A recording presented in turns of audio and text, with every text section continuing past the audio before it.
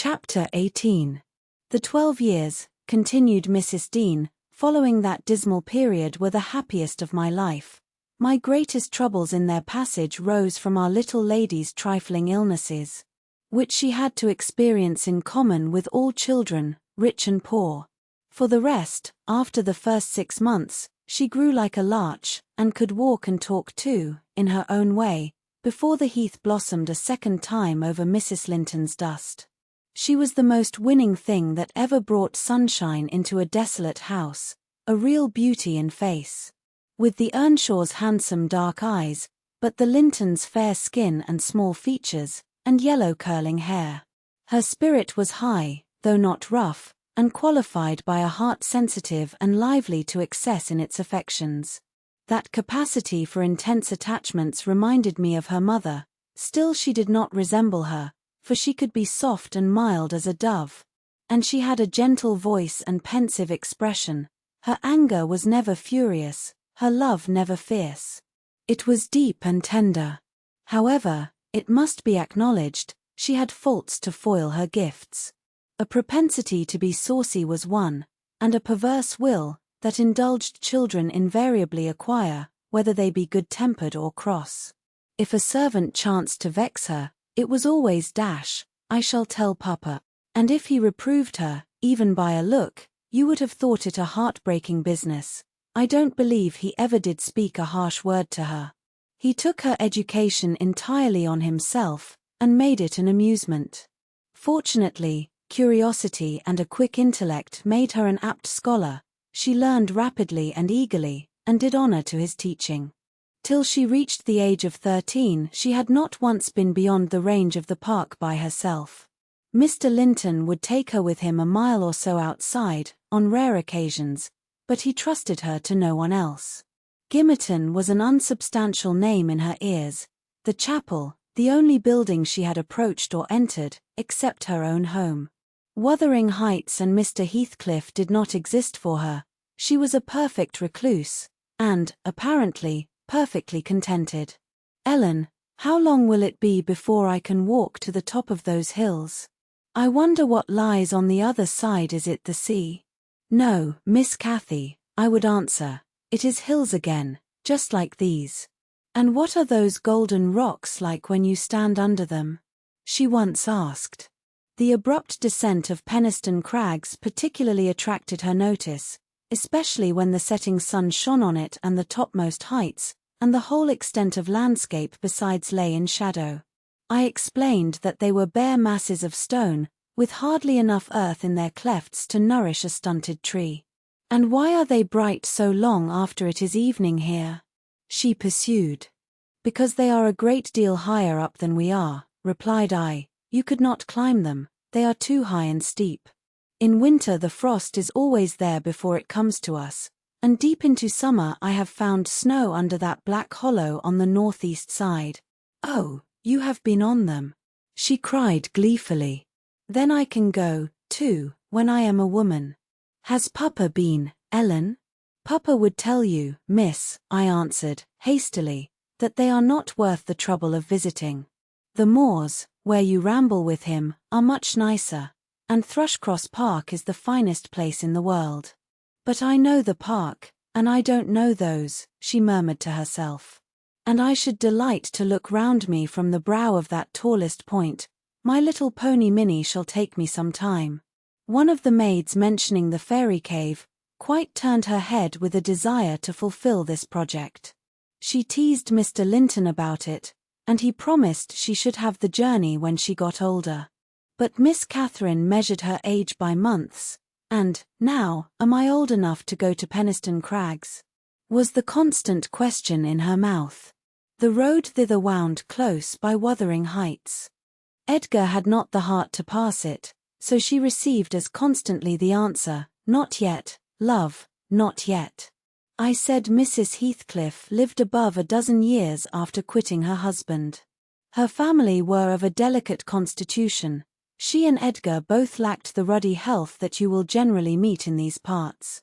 What her last illness was, I am not certain. I conjecture, they died of the same thing, a kind of fever, slow at its commencement, but incurable, and rapidly consuming life towards the close. She wrote to inform her brother of the probable conclusion of a 4 months indisposition under which she had suffered, and entreated him to come to her, if possible, for she had much to settle, and she wished to bid him adieu, and deliver Linton safely into his hands. Her hope was that Linton might be left with him, as he had been with her. His father, she would fain convince herself, had no desire to assume the burden of his maintenance or education. My master hesitated not a moment in complying with her request, reluctant as he was to leave home at ordinary calls. He flew to answer this, commending Catherine to my peculiar vigilance, in his absence, with reiterated orders that she must not wander out of the park. Even under my escort, he did not calculate on her going unaccompanied. He was away 3 weeks. The first day or two my charge sat in a corner of the library, too sad for either reading or playing. In that quiet state she caused me little trouble, but it was succeeded by an interval of impatient, fretful weariness. And being too busy, and too old then, to run up and down amusing her, I hit on a method by which she might entertain herself. I used to send her on her travels round the grounds, now on foot, and now on a pony, indulging her with a patient audience of all her real and imaginary adventures when she returned. The summer shone in full prime, and she took such a taste for this solitary rambling that she often contrived to remain out from breakfast till tea. And then the evenings were spent in recounting her fanciful tales. I did not fear her breaking bounds, because the gates were generally locked, and I thought she would scarcely venture forth alone, if they had stood wide open. Unluckily, my confidence proved misplaced. Catherine came to me, one morning, at 8 o'clock, and said she was that day an Arabian merchant, going to cross the desert with his caravan.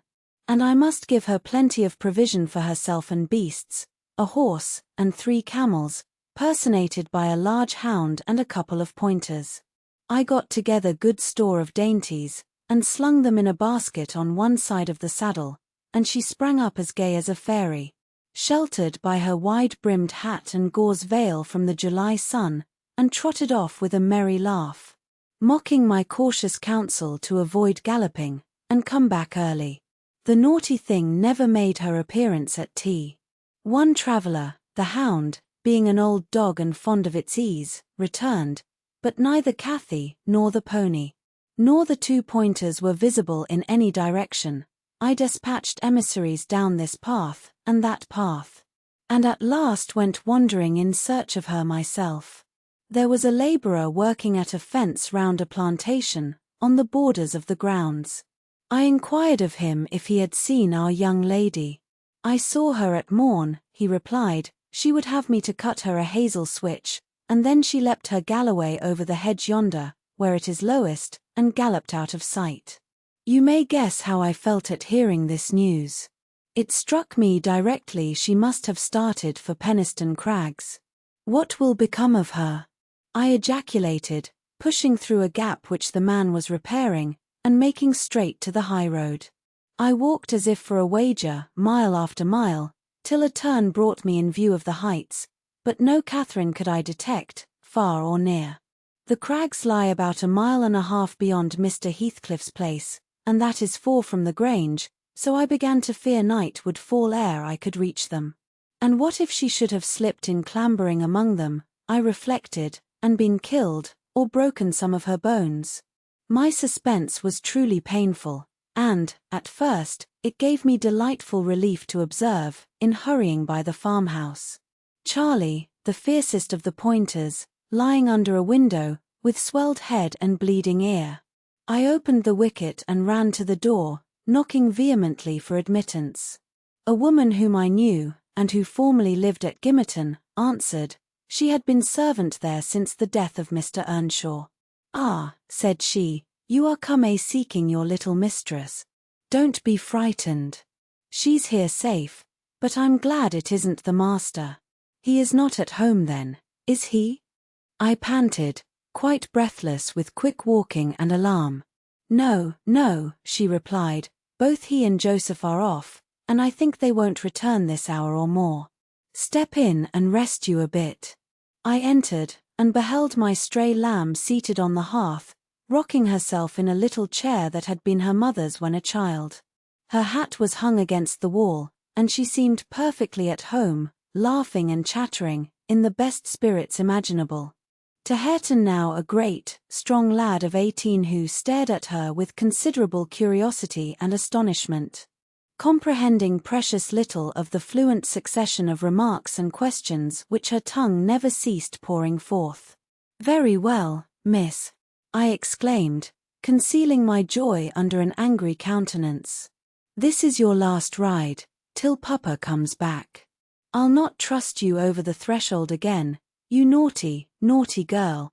Aha, Ellen!" she cried, gaily, jumping up and running to my side. "I shall have a pretty story to tell tonight, and so you've found me out. Have you ever been here in your life before? Put that hat on, and home at once," said I.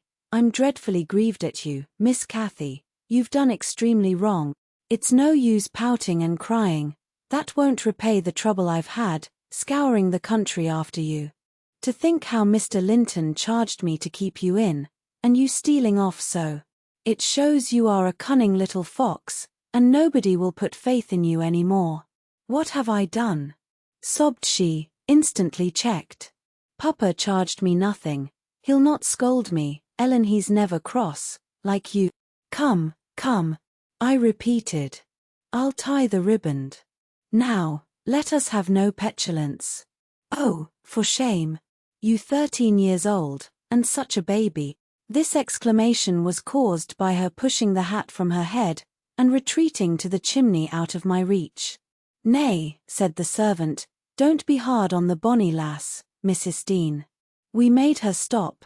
She'd fain have ridden forwards, afeard you should be uneasy. Hareton offered to go with her, and I thought he should. It's a wild road over the hills." Hareton, during the discussion, stood with his hands in his pockets, too awkward to speak, though he looked as if he did not relish my intrusion. "How long am I to wait?" I continued, disregarding the woman's interference. "It will be dark in 10 minutes. Where is the pony, Miss Cathy? And where is Phoenix? I shall leave you, unless you be quick, so please yourself." "The pony is in the yard," she replied, "and Phoenix is shut in there. He's bitten, and so is Charlie. I was going to tell you all about it, but you are in a bad temper, and don't deserve to hear."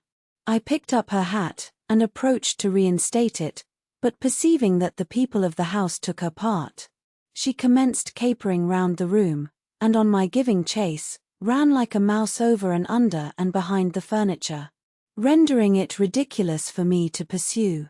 Hareton and the woman laughed, and she joined them, and waxed more impertinent still, till I cried, in great irritation, "Well, Miss Cathy, if you were aware whose house this is, you'd be glad enough to get out.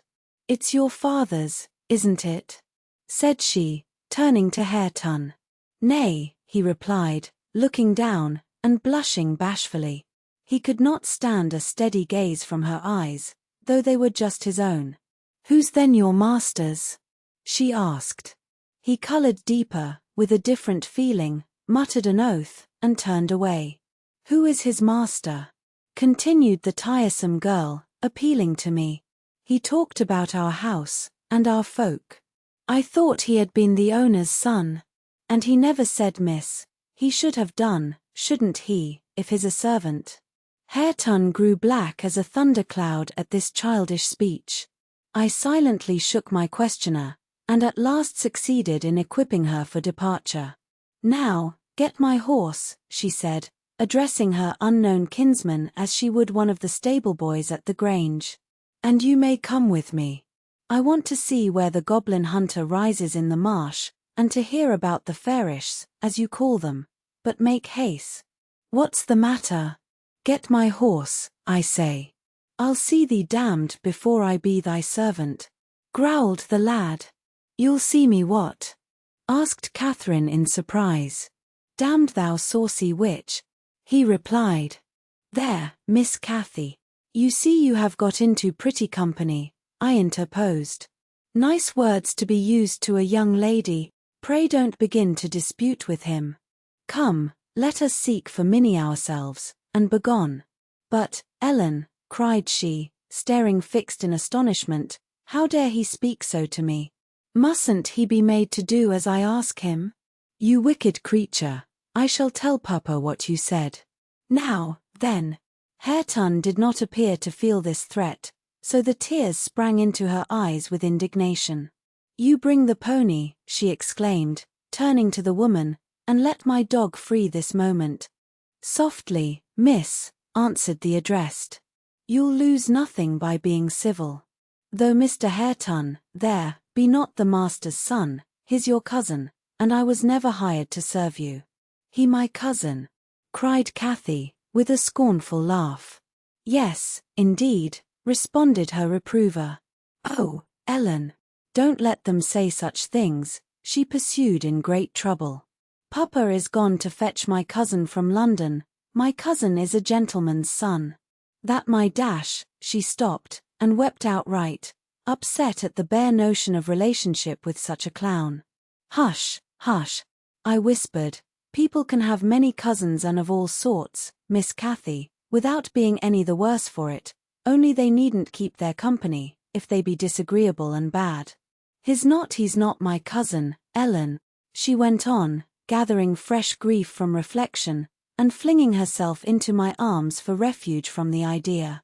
I was much vexed at her and the servant for their mutual revelations, having no doubt of Linton's approaching arrival. Communicated by the former, being reported to Mr. Heathcliff, and feeling as confident that Catherine's first thought on her father's return would be to seek an explanation of the latter's assertion concerning her rude-bred kindred. Hareton, recovering from his disgust at being taken for a servant, seemed moved by her distress, and, having fetched the pony round to the door, he took, to propitiate her, a fine crooked-legged terrier whelp from the kennel, and putting it into her hand, bid her whis. For he meant naught. Pausing in her lamentations, she surveyed him with a glance of awe and horror, then burst forth anew. I could scarcely refrain from smiling at this antipathy to the poor fellow, who was a well-made, athletic youth, good-looking in features, and stout and healthy, but attired in garments befitting his daily occupations of working on the farm and lounging among the moors after rabbits and game. Still, I thought I could detect in his physiognomy a mind owning better qualities than his father ever possessed. Good things lost amid a wilderness of weeds, to be sure, whose rankness far overtopped their neglected growth. Yet, notwithstanding evidence of a wealthy soil, that might yield luxuriant crops under other and favourable circumstances. Mr. Heathcliff, I believe, had not treated him physically ill, thanks to his fearless nature, which offered no temptation to that course of oppression. He had none of the timid susceptibility that would have given zest to ill-treatment, in Heathcliff's judgment. He appeared to have bent his malevolence on making him a brute. He was never taught to read or write, never rebuked for any bad habit which did not annoy his keeper, never led a single step towards virtue, or guarded by a single precept against vice. And from what I heard, Joseph contributed much to his deterioration, by a narrow-minded partiality which prompted him to flatter and pet him, as a boy, because he was the head of the old family.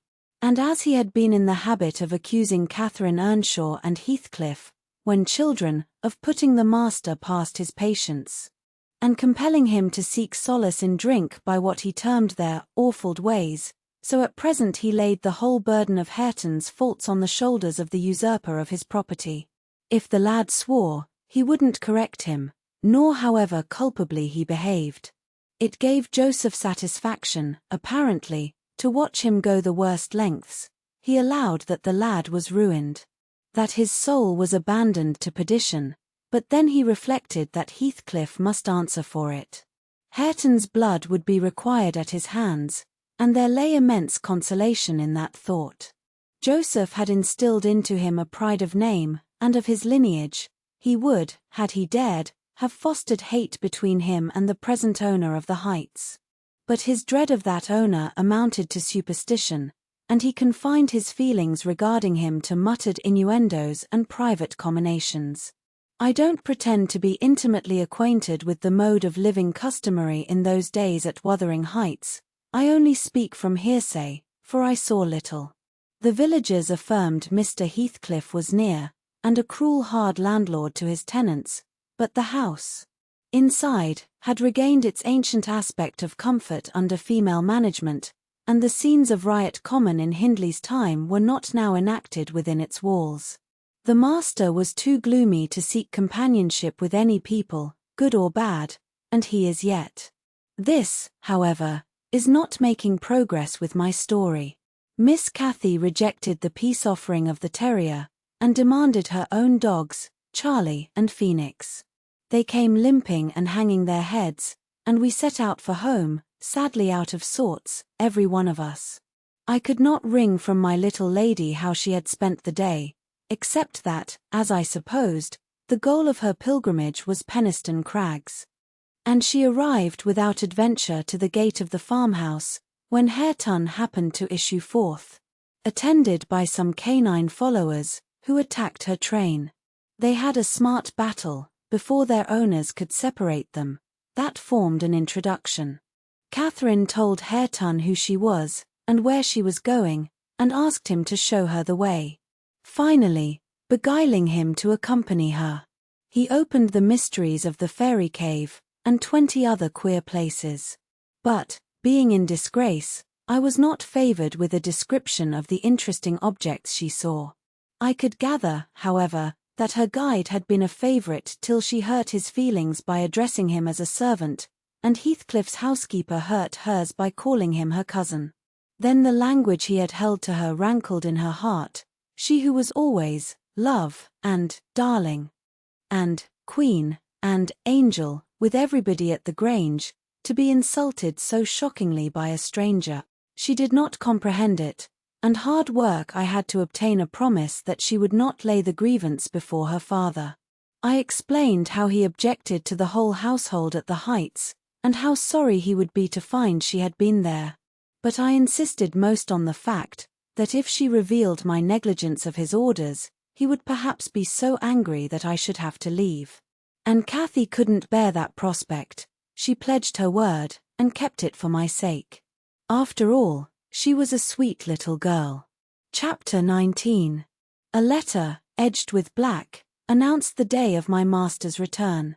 Isabella was dead, and he wrote to bid me get mourning for his daughter, and arrange a room, and other accommodations, for his youthful nephew. Catherine ran wild with joy at the idea of welcoming her father back, and indulged most sanguine anticipations of the innumerable excellencies of her real cousin. The evening of their expected arrival came. Since early morning she had been busy ordering her own small affairs, and now attired in her new black frock. Poor thing. Her aunt's death impressed her with no definite sorrow. She obliged me, by constant worrying, to walk with her down through the grounds to meet them. Linton is just 6 months younger than I am, she chattered, as we strolled leisurely over the swells and hollows of mossy turf, under shadow of the trees. How delightful it will be to have him for a playfellow. Aunt Isabella sent Papa a beautiful lock of his hair. It was lighter than mine, more flaxen, and quite as fine. I have it carefully preserved in a little glass box, and I've often thought what a pleasure it would be to see its owner. Oh, I am happy, and Papa, dear, dear Papa. Come, Ellen, let us run.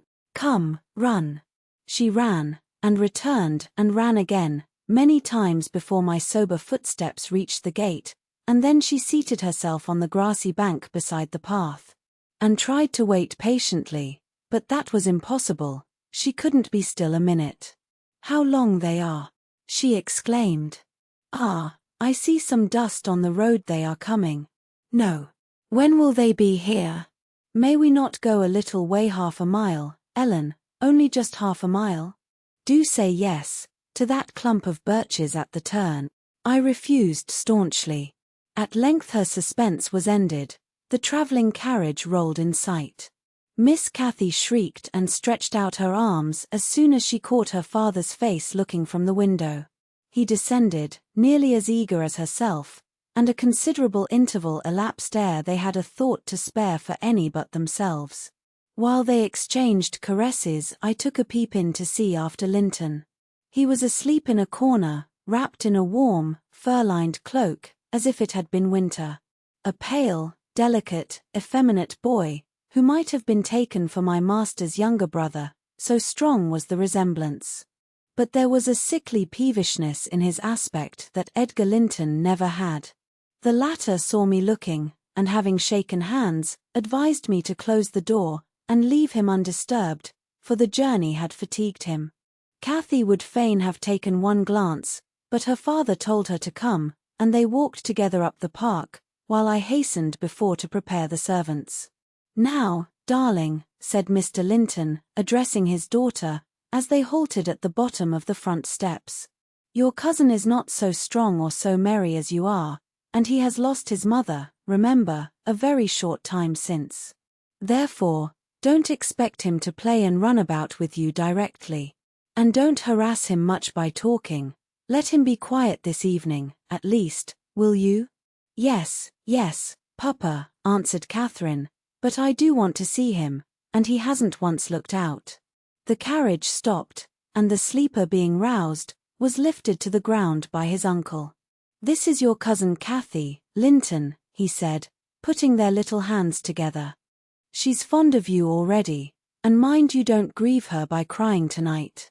Try to be cheerful now, the travelling is at an end, and you have nothing to do but rest and amuse yourself as you please." "Let me go to bed, then," answered the boy, shrinking from Catherine's salute, and he put his fingers to his eyes to remove incipient tears. Come, there's a good child," I whispered, leading him in. "You'll make her weep to see how sorry she is for you." I do not know whether it was sorrow for him, but his cousin put on as sad a countenance as himself, and returned to her father. All three entered, and mounted to the library, where tea was laid ready. I proceeded to remove Linton's cap and mantle, and placed him on a chair by the table, but he was no sooner seated than he began to cry afresh. My master inquired what was the matter. "I can't sit on a chair," sobbed the boy.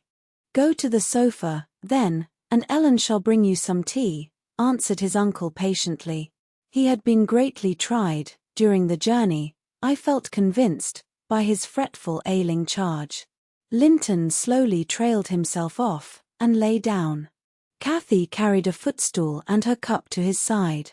At first she sat silent, but that could not last. She had resolved to make a pet of her little cousin, as she would have him to be, and she commenced stroking his curls, and kissing his cheek, and offering him tea in her saucer. Like a baby. This pleased him, for he was not much better. He dried his eyes, and lightened into a faint smile. "Oh, he'll do very well," said the master to me, after watching them a minute. "Very well, if we can keep him, Ellen. The company of a child of his own age will instill new spirit into him soon, and by wishing for strength he'll gain it. If we can keep him," I mused to myself, and saw misgivings came over me that there was slight hope of that. And then, I thought, however will that weakling live at Wuthering Heights? Between his father and Hareton, what playmates and instructors they'll be. Our doubts were presently decided even earlier than I expected.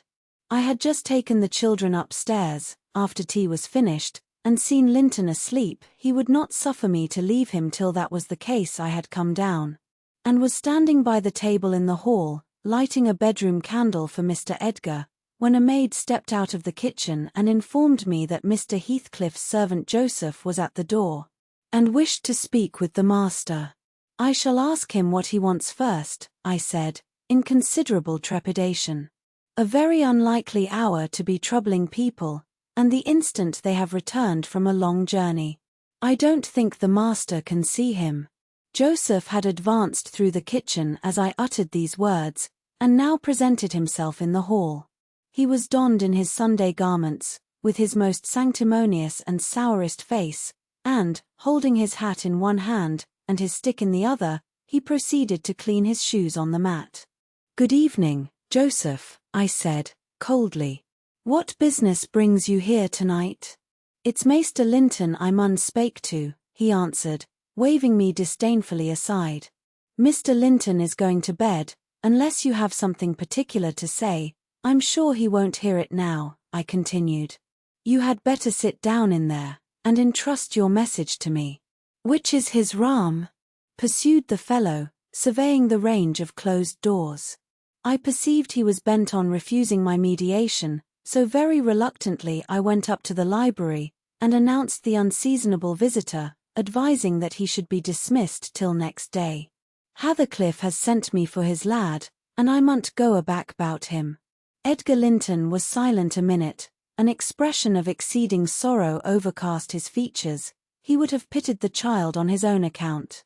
But, recalling Isabella's hopes and fears, and anxious wishes for her son, and her commendations of him to his care, he grieved bitterly at the prospect of yielding him up, and searched in his heart how it might be avoided. No plan offered itself. The very exhibition of any desire to keep him would have rendered the claimant more peremptory. There was nothing left but to resign him. However, he was not going to rouse him from his sleep. Tell Mr. Heathcliff, he answered calmly, that his son shall come to Wuthering Heights tomorrow. He is in bed, and too tired to go the distance now. You may also tell him that the mother of Linton desired him to remain under my guardianship, and, at present, his health is very precarious. Noah, said Joseph, giving a thud with his prop on the floor, and assuming an authoritative air. Noah, that means naught. Hathercliff max Noah count ot mother, nor ye norther, but he'll have his lad, und I mun tak him soa now ye nor. You shall not tonight, answered Linton decisively. Walk downstairs at once, and repeat to your master what I have said. Ellen, show him down. And, aiding the indignant elder with a lift by the arm, he rid the room of him and closed the door. Vara wheel, shouted Joseph, as he slowly drew off. To morn, his come hisseln, and thrust him out, if ye dar. Chapter 20. To obviate the danger of this threat being fulfilled, Mr. Linton commissioned me to take the boy home early, on Catherine's pony, and, said he, as we shall now have no influence over his destiny, good or bad. You must say nothing of where he is gone to my daughter. She cannot associate with him hereafter, and it is better for her to remain in ignorance of his proximity, lest she should be restless, and anxious to visit the Heights. Merely tell her his father sent for him suddenly, and he has been obliged to leave us. Linton was very reluctant to be roused from his bed at 5 o'clock, and astonished to be informed that he must prepare for further travelling. But I softened off the matter by stating that he was going to spend some time with his father, Mr. Heathcliff, who wished to see him so much. He did not like to defer the pleasure till he should recover from his late journey. My father, he cried, in strange perplexity. Mamma never told me I had a father. Where does he live? I'd rather stay with uncle. He lives a little distance from the Grange, I replied, just beyond those hills, not so far, but you may walk over here when you get hearty. And you should be glad to go home, and to see him. You must try to love him, as you did your mother, and then he will love you. But why have I not heard of him before? Asked Linton. Why didn't Mamma and he live together, as other people do? He had business to keep him in the north, I answered, and your mother's health required her to reside in the south. And why didn't Mamma speak to me about him? Persevered the child. She often talked of uncle, and I learnt to love him long ago. How am I to love Papa? I don't know him. Oh, all children love their parents, I said. Your mother, perhaps, thought you would want to be with him if she mentioned him often to you. Let us make haste. An early ride on such a beautiful morning is much preferable to an hour's more sleep. Is she to go with us? He demanded, the little girl I saw yesterday. Not now, replied I. Is uncle? He continued. No, I shall be your companion there, I said. Linton sank back on his pillow and fell into a brown study. "I won't go without Uncle," he cried at length. "I can't tell where you mean to take me." I attempted to persuade him of the naughtiness of showing reluctance to meet his father, still he obstinately resisted any progress towards dressing. And I had to call for my master's assistance in coaxing him out of bed. The poor thing was finally got off, with several delusive assurances that his absence should be short, that Mr. Edgar and Kathy would visit him, and other promises, equally ill-founded, which I invented and reiterated at intervals throughout the way. The pure heather-scented air, the bright sunshine, and the gentle canter of Minnie, relieved his despondency after a while. He began to put questions concerning his new home, and its inhabitants, with greater interest and liveliness. "Is Wuthering Heights as pleasant a place as Thrushcross Grange?" he inquired, turning to take a last glance into the valley, whence a light mist mounted and formed a fleecy cloud on the skirts of the blue. "It is not so buried in trees," I replied, "and it is not quite so large, but you can see the country beautifully all round, and the air is healthier for you, fresher and drier. You will, perhaps, think the building old and dark at first, though it is a respectable house, the next best in the neighborhood.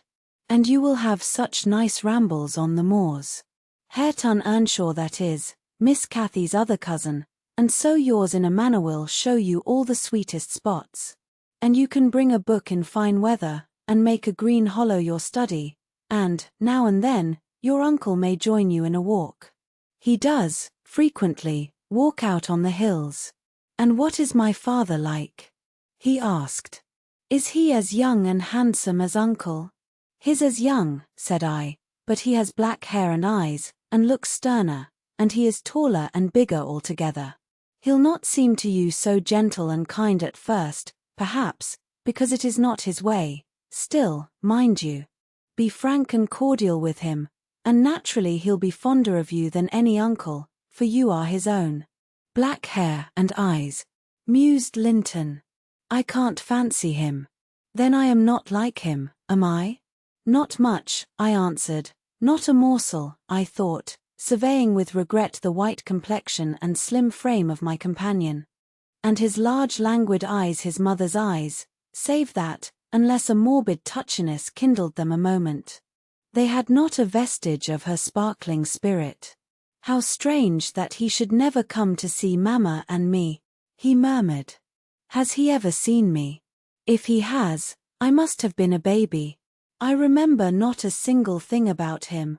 "Why, Master Linton," said I, 300 miles is a great distance, and 10 years seem very different in length to a grown-up person compared with what they do to you. It is probable Mr. Heathcliff proposed going from summer to summer, but never found a convenient opportunity, and now it is too late. Don't trouble him with questions on the subject, it will disturb him, for no good." The boy was fully occupied with his own cogitations for the remainder of the ride, till we halted before the farmhouse garden gate. I watched to catch his impressions in his countenance. He surveyed the carved front and low-browed lattices, the straggling gooseberry bushes and crooked firs, with solemn intentness, and then shook his head. His private feelings entirely disapproved of the exterior of his new abode. But he had sense to postpone complaining, there might be compensation within. Before he dismounted, I went and opened the door. It was 6:30, the family had just finished breakfast, the servant was clearing and wiping down the table. Joseph stood by his master's chair telling some tale concerning a lame horse, and Hareton was preparing for the hayfield. "Hello, Nellie," said Mr. Heathcliff, when he saw me. "I feared I should have to come down and fetch my property myself. You've brought it, have you? Let us see what we can make of it." He got up and strode to the door. Hareton and Joseph followed in gaping curiosity. Poor Linton ran a frightened eye over the faces of the three. "Sure lie," said Joseph after a grave inspection, "his swapped wi, maester, and yon's his lass." Heathcliff, having stared his son into an ague of confusion, uttered a scornful laugh. "God! What a beauty! What a lovely, charming thing!" he exclaimed. Haven't they reared it on snails and sour milk, Nelly? Oh, damn my soul. But that's worse than I expected, and the devil knows I was not sanguine. I bid the trembling and bewildered child get down, and enter. He did not thoroughly comprehend the meaning of his father's speech, or whether it were intended for him. Indeed, he was not yet certain that the grim, sneering stranger was his father. But he clung to me with growing trepidation, and on Mr. Heathcliff's taking a seat and bidding him come hither, he hid his face on my shoulder and wept. "Tut, tut," said Heathcliff, stretching out a hand and dragging him roughly between his knees, and then holding up his head by the chin. "None of that nonsense. We're not going to hurt thee, Linton, isn't that thy name? Thou art thy mother's child, entirely. Where is my share in thee, puling chicken?" He took off the boy's cap and pushed back his thick flaxen curls, felt his slender arms and his small fingers. During which examination Linton ceased crying, and lifted his great blue eyes to inspect the inspector. "Do you know me?" asked Heathcliff, having satisfied himself that the limbs were all equally frail and feeble. "No," said Linton, with a gaze of vacant fear. "You've heard of me, I dare say?" "No," he replied again. "No. What a shame of your mother, never to waken your filial regard for me. You are my son, then, I'll tell you, and your mother was a wicked slut to leave you in ignorance of the sort of father you possessed. Now, don't wince, and colour up. Though it is something to see you have not white blood. Be a good lad, and I'll do for you. Nelly, if you be tired you may sit down, if not, get home again. I guess you'll report what you hear and see to the cipher at the Grange, and this thing won't be settled while you linger about it." "Well," replied I hope you'll be kind to the boy, Mr. Heathcliff, or you'll not keep him long, and 'tis all you have a kin in the wide world, that you will ever no remember." "I'll be very kind to him, you needn't fear," he said, laughing. "Only nobody else must be kind to him. I'm jealous of monopolizing his affection. And, to begin my kindness, Joseph, bring the lad some breakfast. Hareton, you infernal calf, begone to your work. Yes, Nell," he added, when they had departed, "my son is prospective owner of your place, and I should not wish him to die till I was certain of being his successor. Besides, he's mine, and I want the triumph of seeing my descendant fairly lord of their estates, my child hiring their children to till their father's lands for wages. That is the sole consideration which can make me endure the whelp. I despise him for himself, and hate him for the memories he revive. But that consideration is sufficient. He's as safe with me, and shall be tended as carefully as your master tends his own. I have a room upstairs, furnished for him in handsome style. I've engaged a tutor, also, to come 3 times a week, from 20 miles distance, to teach him what he pleases to learn. I've ordered Hareton to obey him, and in fact I've arranged everything with a view to preserve the superior and the gentleman in him, above his associates. I do regret, however, that he so little deserves the trouble.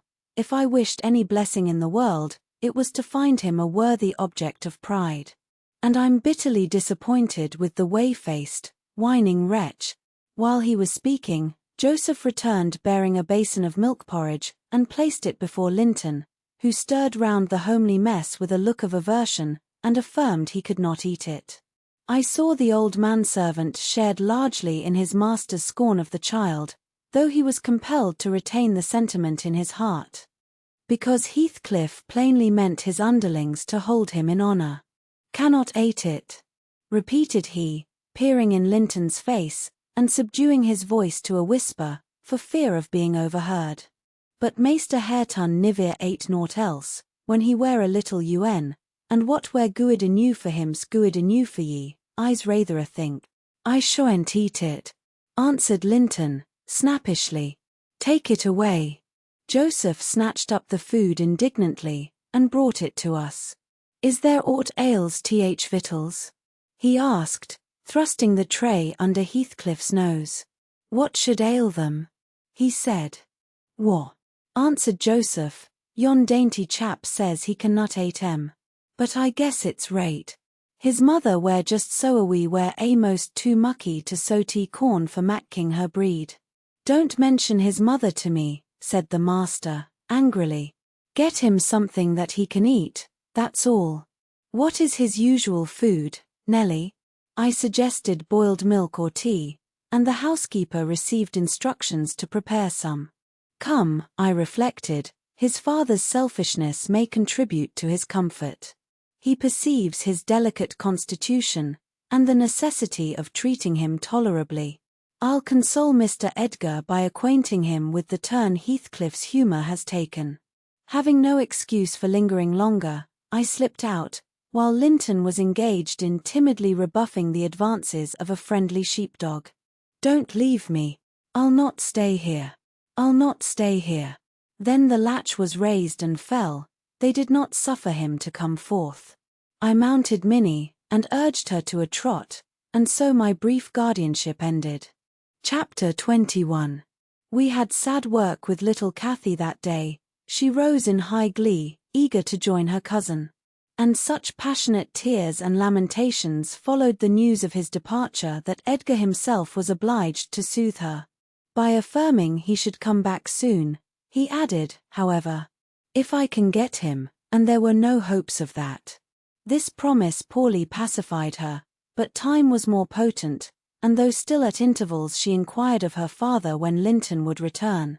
Before she did see him again, his features had waxed so dim in her memory that she did not recognize him.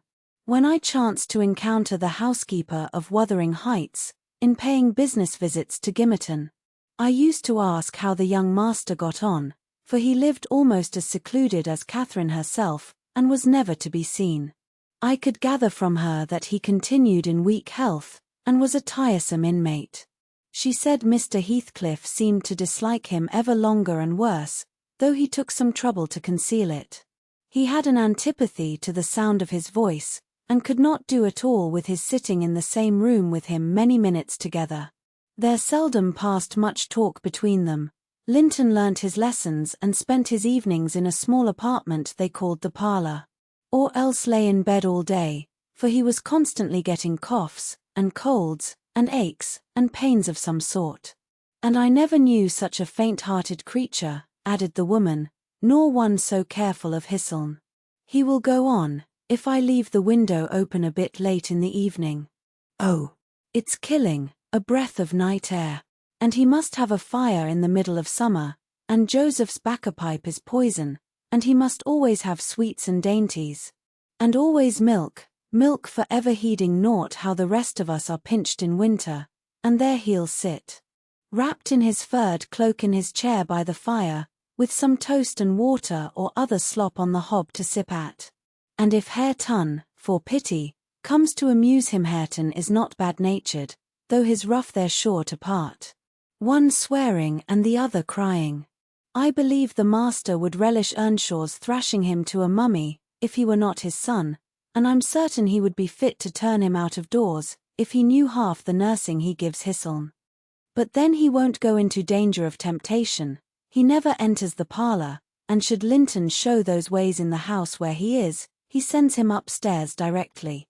I divined, from this account, that utter lack of sympathy had rendered young Heathcliff selfish and disagreeable.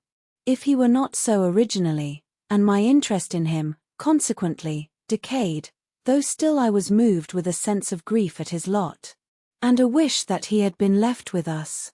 Mr. Edgar encouraged me to gain information. He thought a great deal about him, I fancy, and would have run some risk to see him. And he told me once to ask the housekeeper whether he ever came into the village. She said he had only been twice, on horseback, accompanying his father, and both times he pretended to be quite knocked up for 3 or 4 days afterwards. That housekeeper left, if I recollect rightly, 2 years after he came, and another, whom I did not know, was her successor. She lives there still. Time wore on at the Grange in its former pleasant way till Miss Cathy reached 16.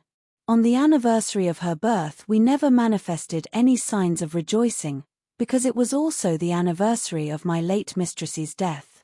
Her father invariably spent that day alone in the library, and walked, at dusk, as far as Gimmerton Kirkyard, where he would frequently prolong his stay beyond midnight. Therefore Catherine was thrown on her own resources for amusement. This 20th of March was a beautiful spring day, and when her father had retired, my young lady came down dressed for going out, and said she asked to have a ramble on the edge of the moor with me. Mr. Linton had given her leave, if we went only a short distance and were back within the hour. So make haste, Ellen, she cried. I know where I wish to go, where a colony of moorgame are settled. I want to see whether they have made their nests yet. That must be a good distance up, I answered. They don't breed on the edge of the moor. No, it's not, she said. I've gone very near with Papa. I put on my bonnet and sallied out, thinking nothing more of the matter. She bounded before me, and returned to my side, and was off again like a young greyhound, and, at first, I found plenty of entertainment in listening to the larks singing far and near, and enjoying the sweet, warm sunshine, and watching her, my pet and my delight, with her golden ringlets flying loose behind, and her bright cheek, as soft and pure in its bloom as a wild rose, and her eyes radiant with cloudless pleasure. She was a happy creature, and an angel, in those days. It's a pity she could not be content. Well, said I, where are your moorgame, Miss Cathy? We should be at them. The Grange Park fence is a great way off now. Oh, a little further, only a little further, Ellen, was her answer, continually. Climb to that hillock, pass that bank, and by the time you reach the other side I shall have raised the birds. But there were so many hillocks and banks to climb and pass, that, at length, I began to be weary, and told her we must halt, and retrace our steps. I shouted to her, as she had outstripped me a long way. She either did not hear or did not regard, for she still sprang on, and I was compelled to follow. Finally, she dived into a hollow, and before I came in sight of her again, she was 2 miles nearer Wuthering Heights than her own home. And I beheld a couple of persons arrest her, one of whom I felt convinced was Mr. Heathcliff himself. Cathy had been caught in the fact of plundering, or, at least, hunting out the nests of the grouse. The Heights were Heathcliff's land, and he was reproving the poacher. I've neither taken any nor found any, she said, as I toiled to them, expanding her hands in corroboration of the statement. I didn't mean to take them, but Papa told me there were quantities up here, and I wished to see the eggs. Heathcliff glanced at me with an ill-meaning smile, expressing his acquaintance with the party, and, consequently, his malevolence towards it, and demanded who Papa was. Mr. Linton of Thrushcross Grange, she replied. I thought you did not know me, or you wouldn't have spoken in that way. You suppose Papa is highly esteemed and respected, then? He said, sarcastically. And what are you? Inquired Catherine, gazing curiously on the speaker. That man I've seen before. Is he your son? She pointed to Hareton, the other individual, who had gained nothing but increased bulk and strength by the addition of 2 years to his age. He seemed as awkward and rough as ever. Miss Cathy, I interrupted, it will be 3 hours instead of 1 that we are out, presently. We really must go back. No, that man is not my son, answered Heathcliff, pushing me aside. But I have one, and you have seen him before too, and, though your nurse is in a hurry, I think both you and she would be the better for a little rest. Will you just turn this nab of heath, and walk into my house? You'll get home earlier for the ease, and you shall receive a kind welcome. I whispered Catherine that she mustn't, on any account, accede to the proposal. It was entirely out of the question. Why? She asked, aloud. I'm tired of running, and the ground is dewy. I can't sit here. Let us go, Ellen. Besides, he says I have seen his son.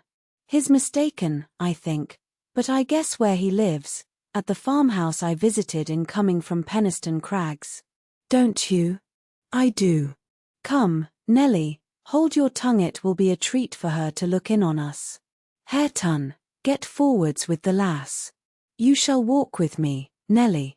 No, she's not going to any such place, I cried, struggling to release my arm, which he had seized, but she was almost at the doorstones already, scampering round the brow at full speed. Her appointed companion did not pretend to escort her. He shied off by the roadside, and vanished. Mr. Heathcliff, it's very wrong, I continued, you know you mean no good. And there she'll see Linton, and all will be told as soon as ever we return, and I shall have the blame. I want her to see Linton, he answered. He's looking better these few days, it's not often he's fit to be seen. And we'll soon persuade her to keep the visit secret. Where is the harm of it? The harm of it is, that her father would hate me if he found I suffered her to enter your house, and I am convinced you have a bad design in encouraging her to do so, I replied. My design is as honest as possible. I'll inform you of its whole scope, he said. That the two cousins may fall in love, and get married. I'm acting generously to your master, his young chit has no expectations, and should she second my wishes she'll be provided for at once as joint successor with Linton. If Linton died, I answered, and his life is quite uncertain, Catherine would be the heir. No, she would not, he said. There is no clause in the will to secure it so, his property would go to me, but, to prevent disputes, I desire their union, and am resolved to bring it about. And I'm resolved she shall never approach your house with me again, I returned, as we reached the gate, where Miss Cathy waited our coming. Heathcliff bade me be quiet, and, preceding us up the path, hastened to open the door. My young lady gave him several looks, as if she could not exactly make up her mind what to think of him. But now he smiled when he met her eye, and softened his voice in addressing her, and I was foolish enough to imagine the memory of her mother might disarm him from desiring her injury. Linton stood on the hearth. He had been out walking in the fields, for his cap was on, and he was calling to Joseph to bring him dry shoes. He had grown tall of his age, still wanting some months of 16. His features were pretty yet, and his eye and complexion brighter than I remembered them, though with merely temporary lustre borrowed from the salubrious air and genial sun. Now, who is that? Asked Mr. Heathcliff, turning to Cathy. Can you tell? Your son, she said, having doubtfully surveyed, first one and then the other. Yes, yes, answered he, but is this the only time you have beheld him? Think. Ah, you have a short memory. Linton, don't you recall your cousin, that you used to tease us so with wishing to see? What, Linton? Cried Cathy, kindling into joyful surprise at the name. Is that little Linton? He's taller than I am. Are you Linton? The youth stepped forward and acknowledged himself. She kissed him fervently, and they gazed with wonder at the change time had wrought in the appearance of each. Catherine had reached her full height. Her figure was both plump and slender, elastic as steel, and her whole aspect sparkling with health and spirits. Linton's looks and movements were very languid, and his form extremely slight, but there was a grace in his manner that mitigated these defects, and rendered him not unpleasing. After exchanging numerous marks of fondness with him, his cousin went to Mr. Heathcliff, who lingered by the door, dividing his attention between the objects inside and those that lay without, pretending, that is, to observe the latter, and really noting the former alone. And you are my uncle, then, she cried, reaching up to salute him. I thought I liked you, though you were cross at first. Why don't you visit at the Grange with Linton? To live all these years such close neighbours, and never see us, is odd. What have you done so for? I visited it once or twice too often before you were born, he answered. There, damn it. If you have any kisses to spare, give them to Linton. They are thrown away on me. Naughty Ellen, exclaimed Catherine, flying to attack me next with her lavish caresses. Wicked Ellen, to try to hinder me from entering. But I'll take this walk every morning in future, may I, uncle? And sometimes bring Papa.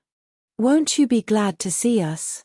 Of course, replied the uncle, with a hardly suppressed grimace, resulting from his deep aversion to both the proposed visitors.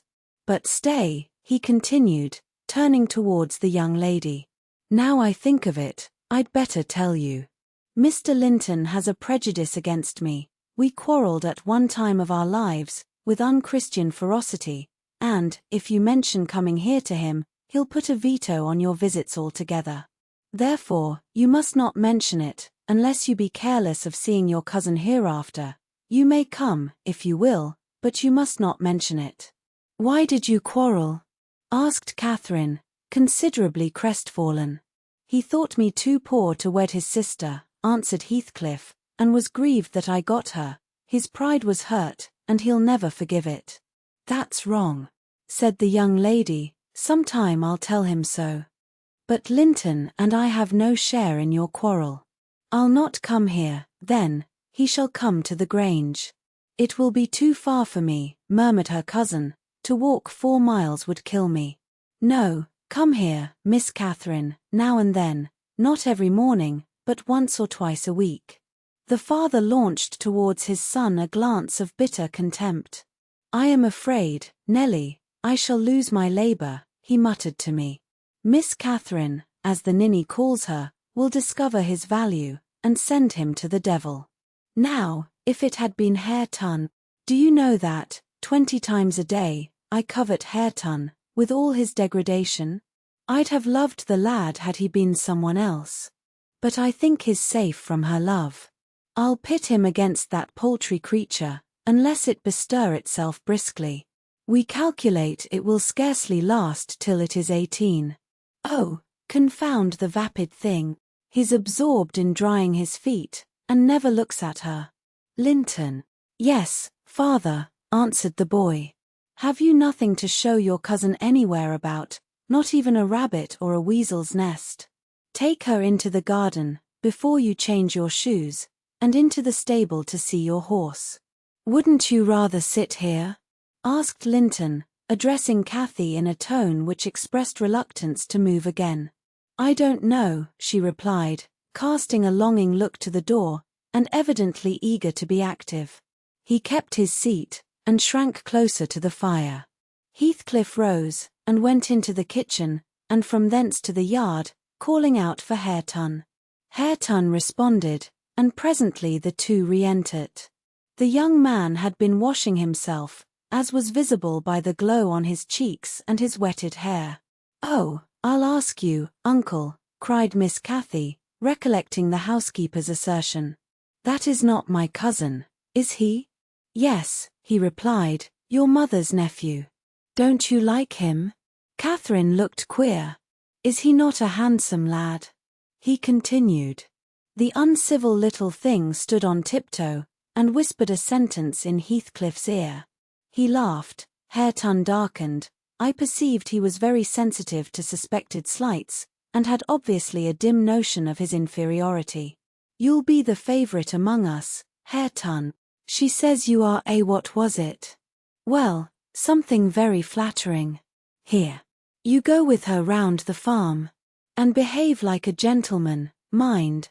Don't use any bad words, and don't stare when the young lady is not looking at you, and be ready to hide your face when she is.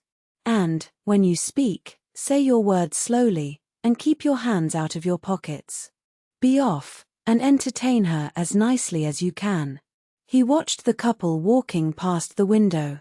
Earnshaw had his countenance completely averted from his companion. He seemed studying the familiar landscape with a stranger's and an artist's interest. Catherine took a sly look at him, expressing small admiration.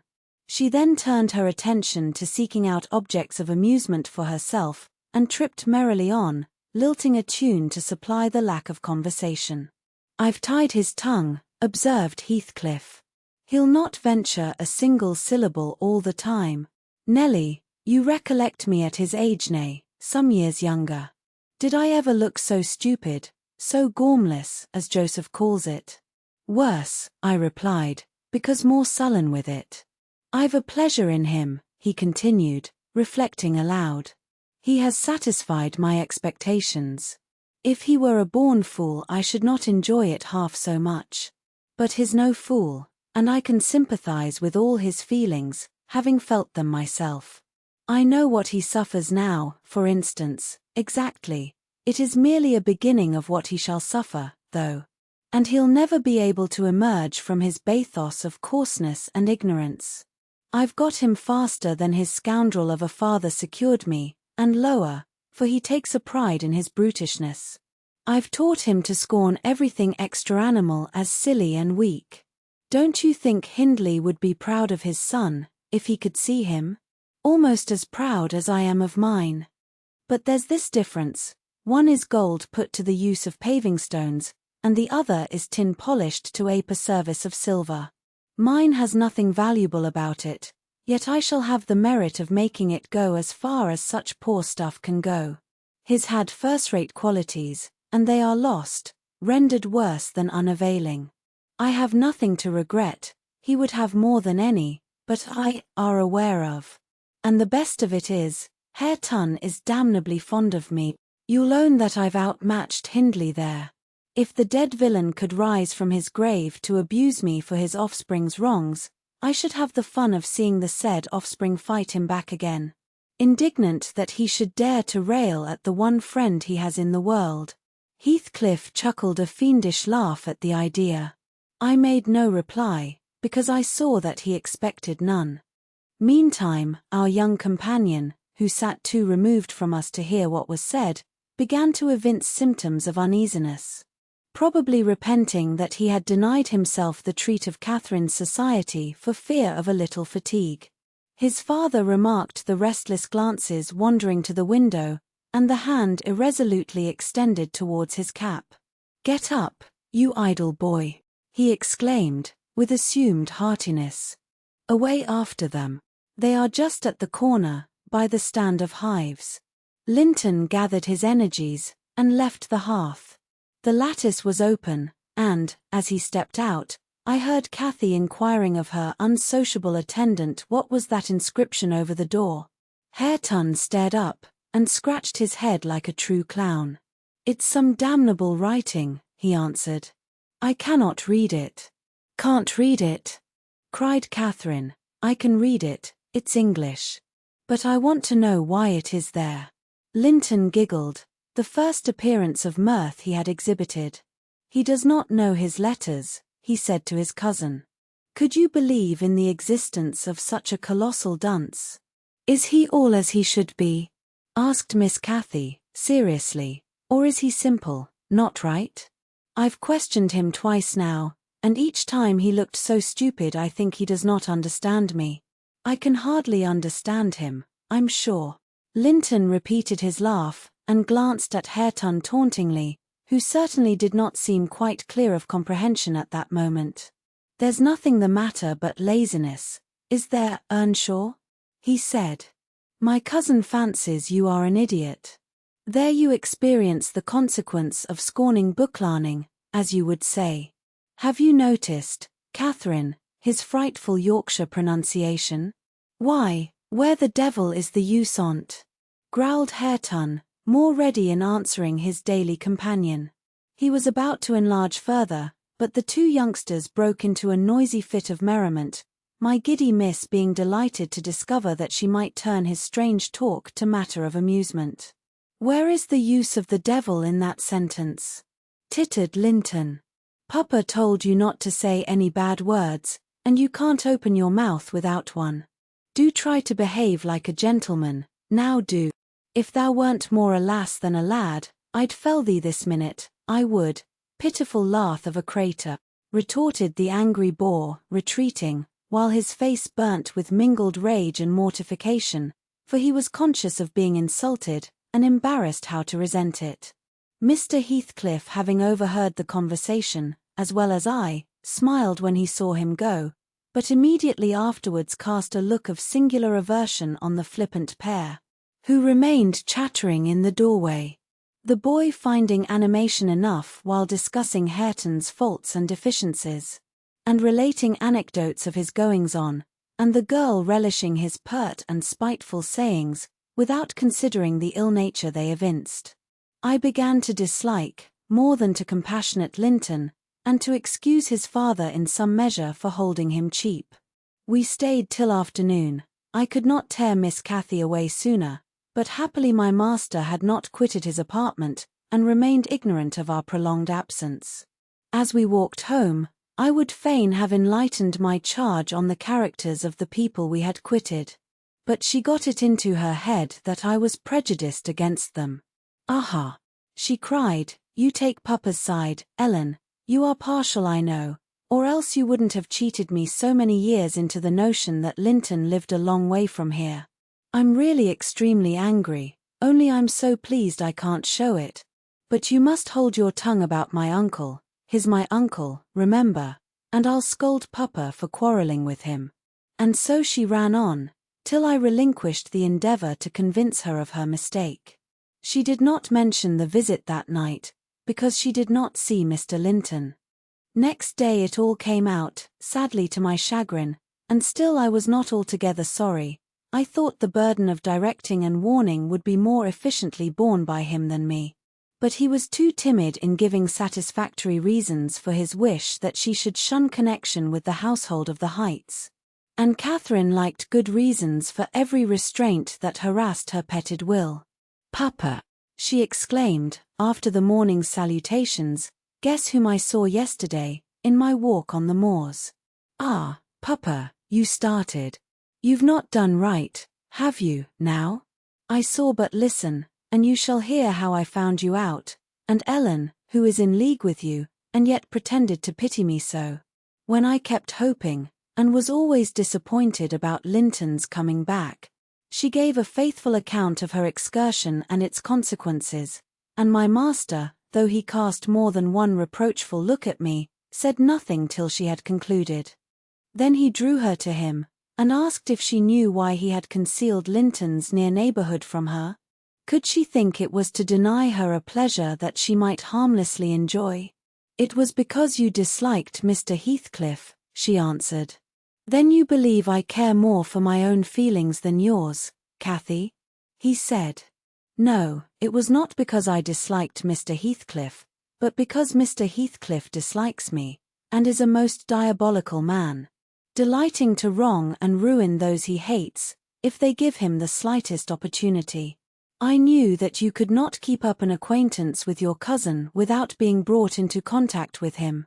And I knew he would detest you on my account, so for your own good, and nothing else, I took precautions that you should not see Linton again. I meant to explain this some time as you grew older, and I'm sorry I delayed it." "But Mr. Heathcliff was quite cordial, Papa," observed Catherine, not at all convinced, "and he didn't object to our seeing each other. He said I might come to his house when I pleased, only I must not tell you, because you had quarrelled with him, and would not forgive him for marrying Aunt Isabella. And you won't. You are the one to be blamed. He is willing to let us be friends, at least, Linton and I, and you are not."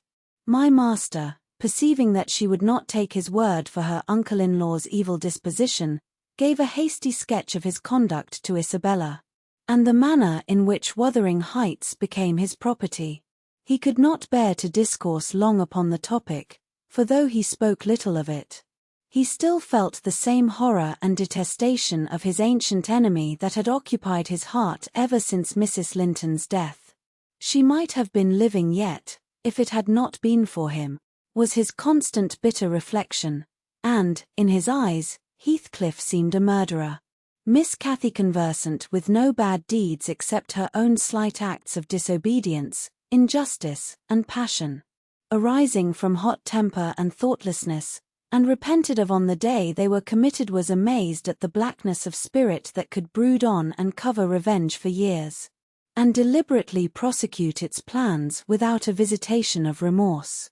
She appeared so deeply impressed and shocked at this new view of human nature, excluded from all her studies and all her ideas till now, that Mr. Edgar deemed it unnecessary to pursue the subject. He merely added, "You will know hereafter, darling, why I wish you to avoid his house and family. Now return to your old employments and amusements, and think no more about them." Catherine kissed her father, and sat down quietly to her lessons for a couple of hours, according to custom. Then she accompanied him into the grounds, and the whole day passed as usual, but in the evening, when she had retired to her room, and I went to help her to undress, I found her crying, on her knees by the bedside.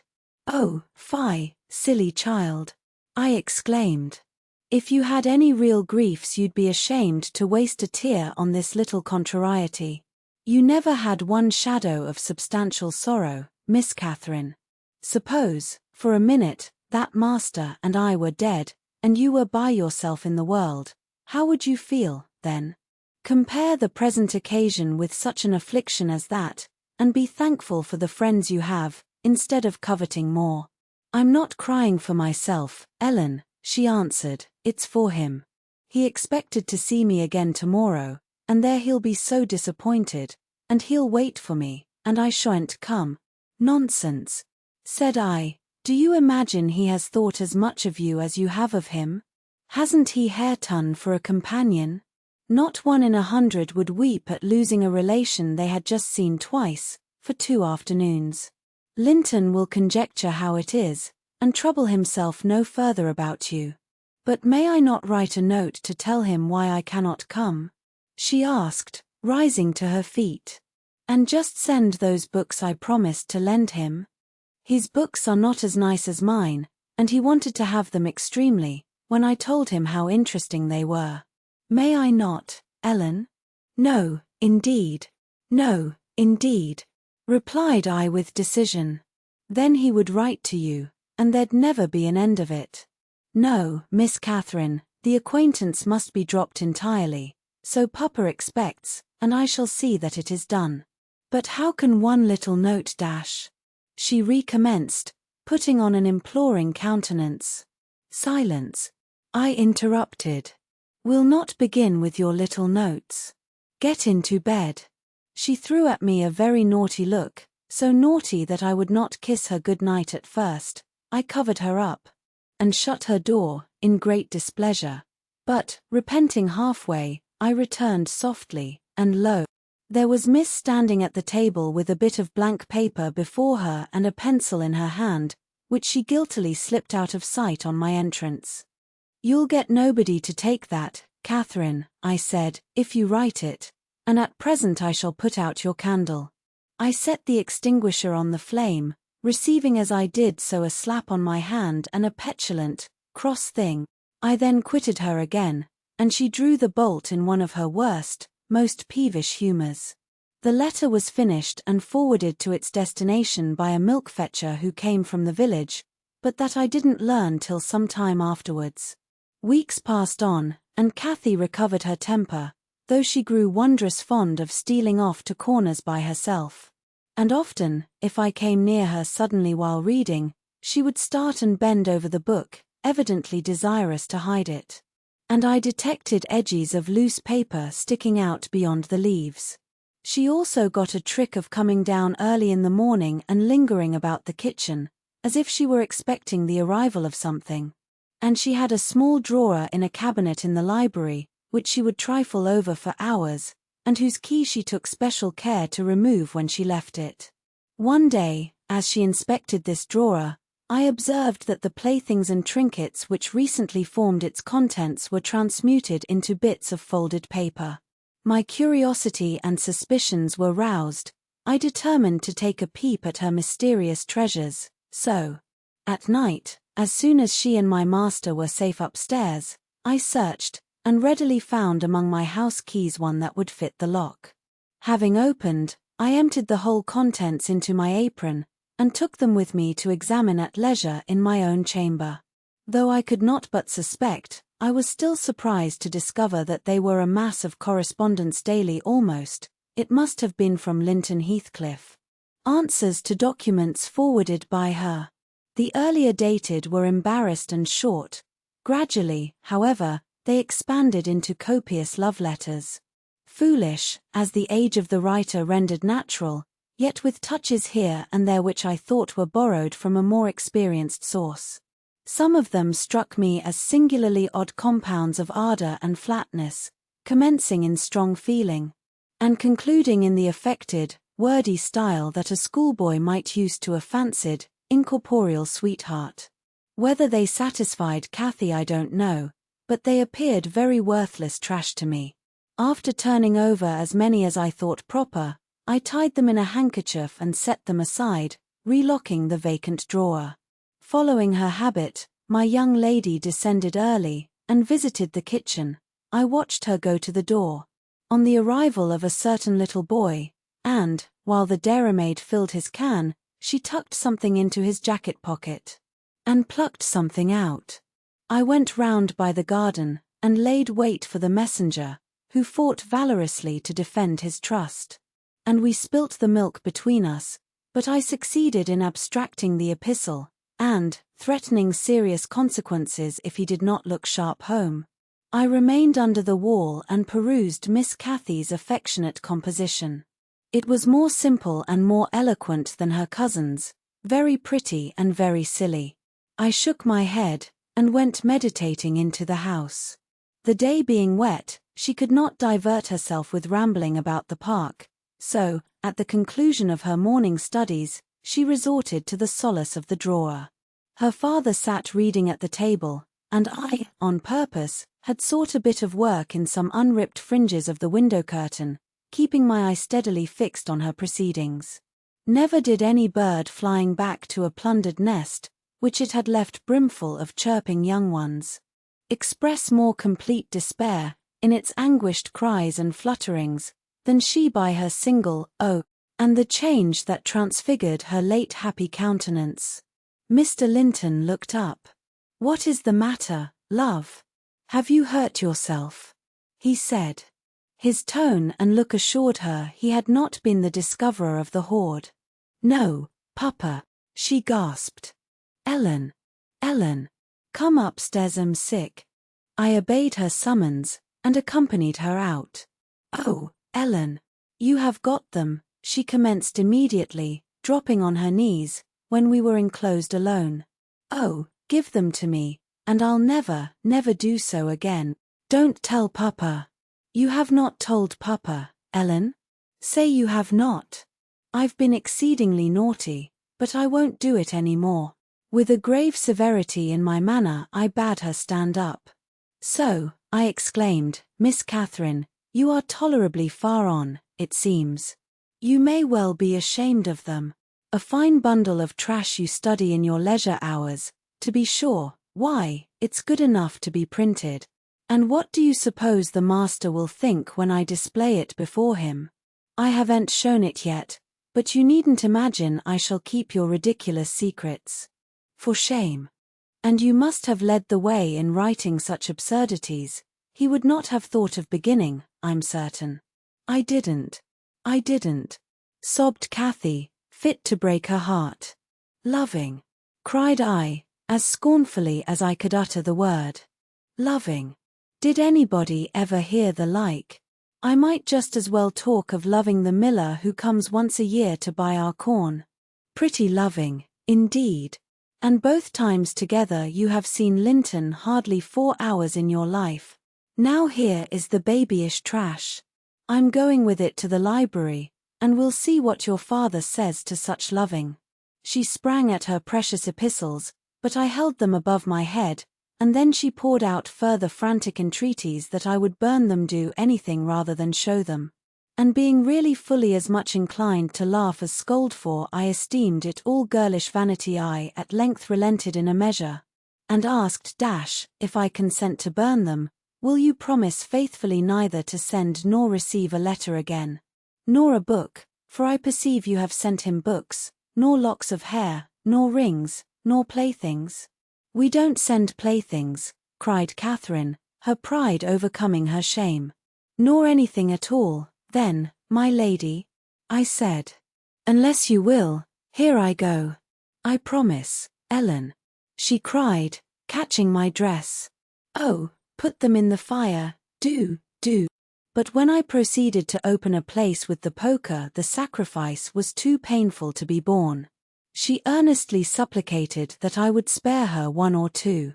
1 or 2, Ellen, to keep for Linton's sake. I unknotted the handkerchief, and commenced dropping them in from an angle, and the flame curled up the chimney. "I will have one, you cruel wretch," she screamed, darting her hand into the fire, and drawing forth some half-consumed fragments, at the expense of her fingers. "Very well, and I will have some to exhibit to Papa," I answered, shaking back the rest into the bundle, and turning anew to the door. She emptied her blackened pieces into the flames, and motioned me to finish the immolation. It was done. I stirred up the ashes, and interred them under a shovelful of coals, and she mutely, and with a sense of intense injury, retired to her private apartment. I descended to tell my master that the young lady's qualm of sickness was almost gone, but I judged it best for her to lie down a while. She wouldn't dine, but she reappeared at tea, pale and red about the eyes, and marvelously subdued in outward aspect. Next morning I answered the letter by a slip of paper, inscribed, "Master Heathcliff is requested to send no more notes to Miss Linton, as she will not receive them." And, thenceforth, the little boy came with vacant pockets. Chapter 22. Summer drew to an end, and early autumn. It was past Michaelmas, but the harvest was late that year, and a few of our fields were still uncleared. Mr. Linton and his daughter would frequently walk out among the reapers. At the carrying of the last sheaves they stayed till dusk. And the evening happening to be chill and damp, my master caught a bad cold, that settled obstinately on his lungs, and confined him indoors throughout the whole of the winter, nearly without intermission. Poor Cathy, frightened from her little romance, had been considerably sadder and duller since its abandonment, and her father insisted on her reading less, and taking more exercise. She had his companionship no longer. I esteemed it a duty to supply its lack, as much as possible, with mine. An inefficient substitute, for I could only spare 2 or 3 hours, from my numerous diurnal occupations, to follow her footsteps, and then my society was obviously less desirable than his. On an afternoon in October, or the beginning of November, a fresh watery afternoon, when the turf and paths were rustling with moist, withered leaves, and the cold blue sky was half hidden by clouds' dark grey streamers, rapidly mounting from the west, and boding abundant rain, I requested my young lady to forego her ramble, because I was certain of showers. She refused, and I unwillingly donned a cloak, and took my umbrella to accompany her on a stroll to the bottom of the park. A formal walk which she generally affected if low-spirited, and that she invariably was when Mr. Edgar had been worse than ordinary. A thing never known from his confession, but guessed both by her and me from his increased silence and the melancholy of his countenance. She went sadly on. There was no running or bounding now, though the chill wind might well have tempted her to race. And often, from the side of my eye, I could detect her raising a hand, and brushing something off her cheek. I gazed round for a means of diverting her thoughts.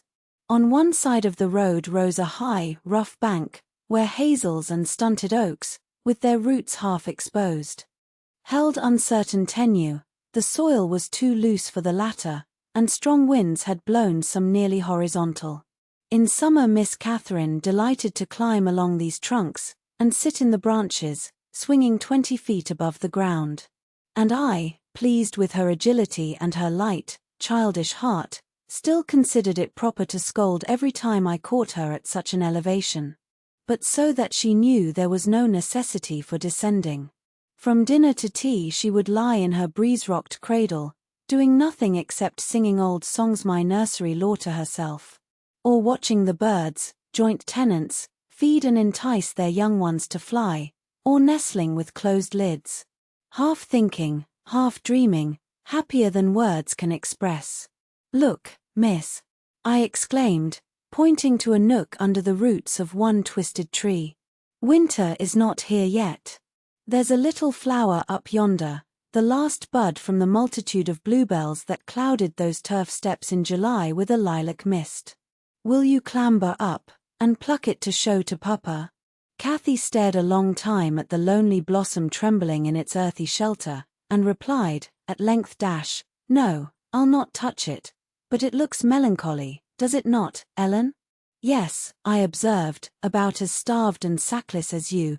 Your cheeks are bloodless. Let us take hold of hands and run. You're so low. I dare say I shall keep up with you. No, she repeated, and continued sauntering on, pausing at intervals to muse over a bit of moss, or a tuft of blanched grass, or a fungus spreading its bright orange among the heaps of brown foliage, and, ever and anon, her hand was lifted to her averted face. "Catherine, why are you crying, love?" I asked, approaching and putting my arm over her shoulder. "You mustn't cry because Papa has a cold. Be thankful it is nothing worse." She now put no further restraint on her tears. Her breath was stifled by sobs. "Oh, it will be something worse," she said. "And what shall I do when Papa and you leave me, and I am by myself? I can't forget your words, Ellen. They are always in my ear. How life will be changed, how dreary the world will be, when Papa and you are dead." "None can tell whether you won't die before us," I replied. "It's wrong to anticipate evil. We'll hope there are years and years to come before any of us go. Master is young, and I am strong, and hardly 45. My mother lived till 80, a canty dame to the last. And suppose Mr. Linton were spared till he saw 60, that would be more years than you have counted, miss. And would it not be foolish to mourn a calamity above 20 years beforehand?" "But Aunt Isabella was younger than Papa," she remarked, gazing up with timid hope to seek further consolation. "Aunt Isabella had not you and me to nurse her," I replied. "She wasn't as happy as Master, she hadn't as much to live for. All you need do is to wait well on your father, and cheer him by letting him see you cheerful, and avoid giving him anxiety on any subject. Mind that, Cathy. I'll not disguise, but you might kill him if you were wild and reckless, and cherished a foolish, fanciful affection for the son of a person who would be glad to have him in his grave, and allowed him to discover that you fretted over the separation he has judged it expedient to make." "I fret about nothing on earth except Papa's illness," answered my companion. "I care for nothing in comparison with Papa. And I'll never, while I have my senses, do an act or say a word to vex him. I love him better than myself, Ellen, and I know it by this. I pray every night that I may live after him. Because I would rather be miserable than that he should be. That proves I love him better than myself." "Good words," I replied. "But deeds must prove it also, and after he is well, remember you don't forget resolutions formed in the hour of fear."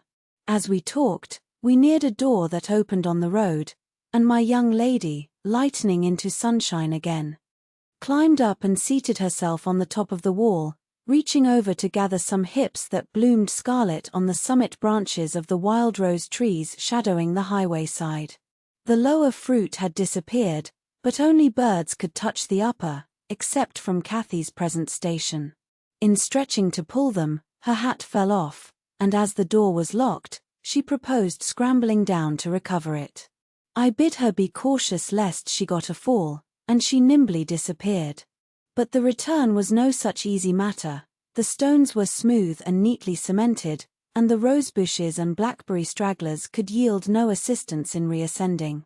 I, like a fool, didn't recollect that, till I heard her laughing and exclaiming, "Ellen, you'll have to fetch the key, or else I must run round to the porter's lodge.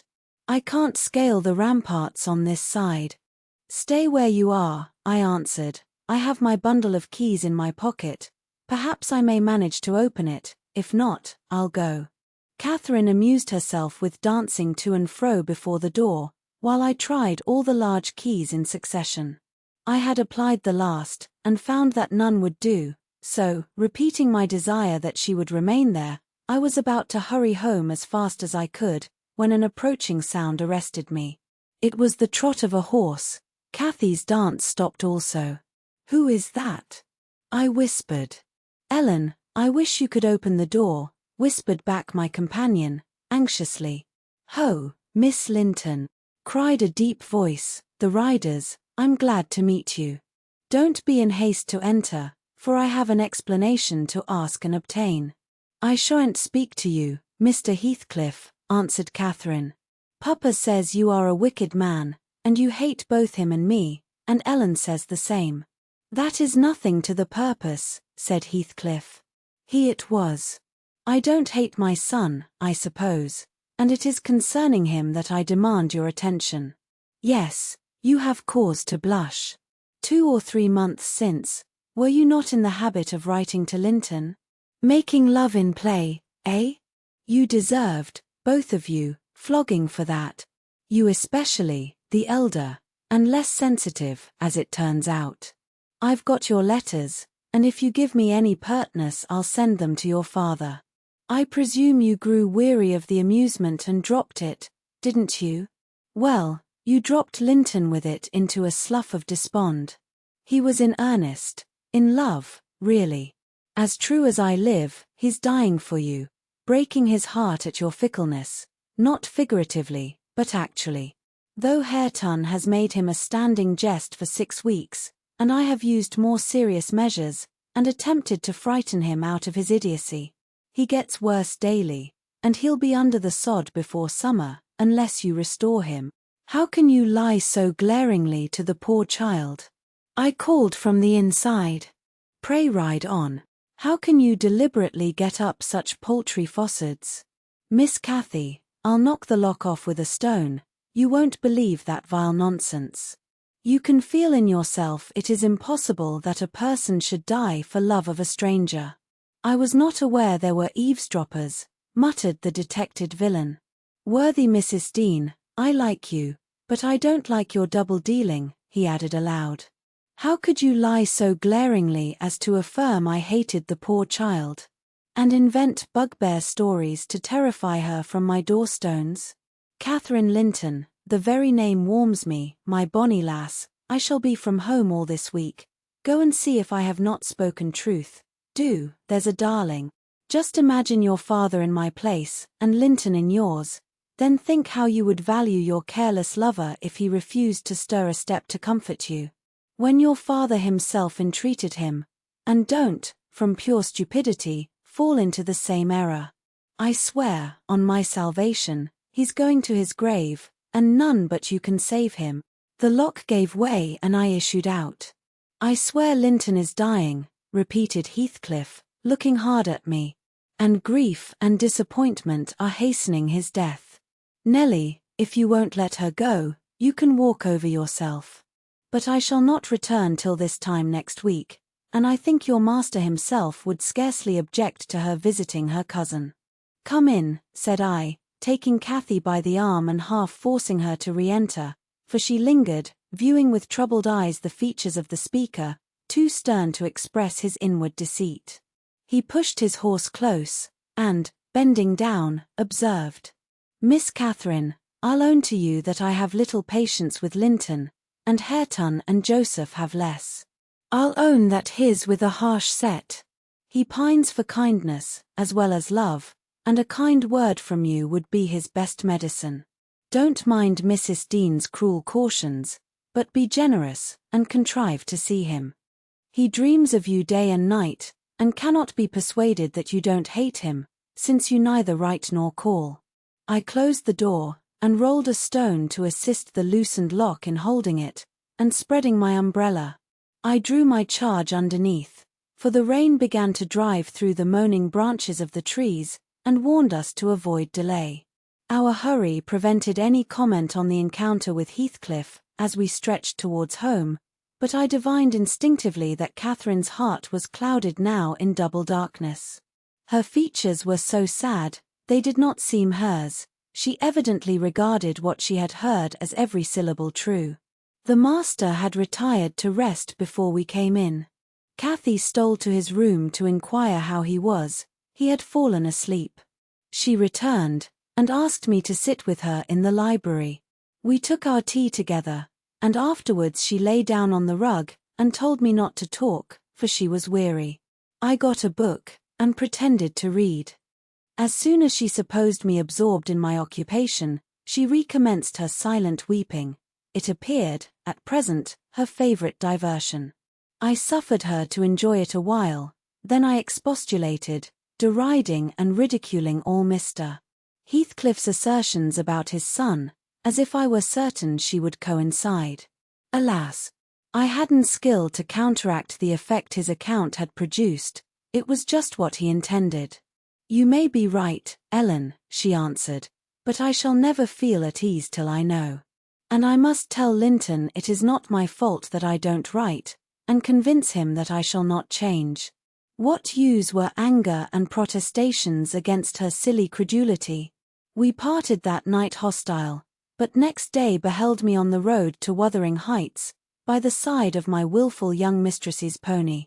I couldn't bear to witness her sorrow, to see her pale, dejected countenance, and heavy eyes, and I yielded. In the faint hope that Linton himself might prove, by his reception of us, how little of the tale was founded on fact. Chapter 23. The rainy night had ushered in a misty morning, half frost, half drizzle, and temporary brooks crossed our path gurgling from the uplands. My feet were thoroughly wetted, I was cross and low, exactly the humour suited for making the most of these disagreeable things. We entered the farmhouse by the kitchen way, to ascertain whether Mr. Heathcliff were really absent, because I put slight faith in his own affirmation. Joseph seemed sitting in a sort of Elysium alone, beside a roaring fire, a quart of ale on the table near him, bristling with large pieces of toasted oatcake, and his black, short pipe in his mouth. Catherine ran to the hearth to warm herself. I asked if the master was in. My question remained so long unanswered, that I thought the old man had grown deaf, and repeated it louder. "N.A." he snarled, or rather screamed through his nose. "N.A. Yama goa back where ya coom froa." "Joseph," cried a peevish voice, simultaneously with me, from the inner room. "How often am I to call you? There are only a few red ashes now. Joseph, come this moment." Vigorous puffs, and a resolute stare into the grate, declared he had no ear for this appeal. The housekeeper and Hareton were invisible, one gone on an errand, and the other at his work, probably. We knew Linton's tones, and entered. "Oh, I hope you'll die in a garret, starved to death," said the boy, mistaking our approach for that of his negligent attendant. He stopped on observing his error. His cousin flew to him. "Is that you, Miss Linton?"